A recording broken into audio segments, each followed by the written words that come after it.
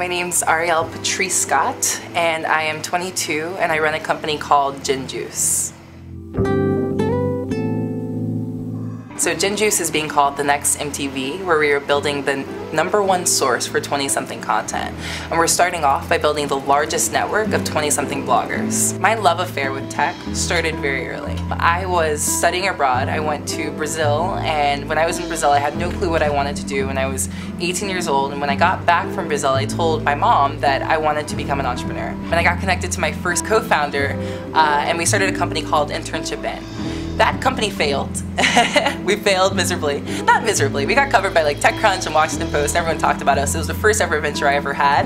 But we were connecting interns with startups to get internships. And we learned that startups aren't going to pay to hire an unpaid intern. So there was no revenue model for this, but I knew that I had kind of a knack for customer development, for product development, and for building tech companies that solve problems. When you go to GenJuice.com or when you download the GenJuice.com mobile application on your iPhone, what you will see are you won't see content, you'll see the people and the curators of really great content across all verticals. And so we're basically providing a platform and providing a way for all of these 20-somethings to create content and reach an audience, a much larger, much relevant audience than they could have reached before. The name for GenJuice came about. I have no clue how it came about. I have no clue how the name GenJuice came about. But I wish I had a better story. I was once in a VC meeting, and they asked me the same question, how did you come up with the name GenJuice? And I said, well, I was hanging out with Snoop one day, and he turns to me, and he's like, yeah, you should start GenJuice. But they didn't really think it was very funny, and so I didn't really get any money from them.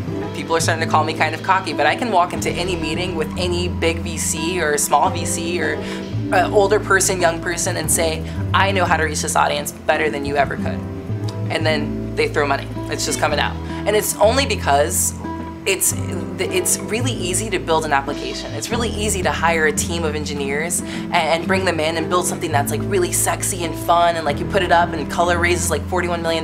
That's all fine and good, but at the end of the day, it's really difficult to find audiences. My background has always been just following what I wanted. I wanted better content. I wanted a way to create content and reach a larger audience, and so we built something for that.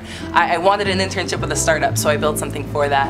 And ever since then, it's been great. I think that there is this misconception that a lot of young people, especially when you're building your first company, that you build it so it can be really cool, can get a lot of users, and then you sell it.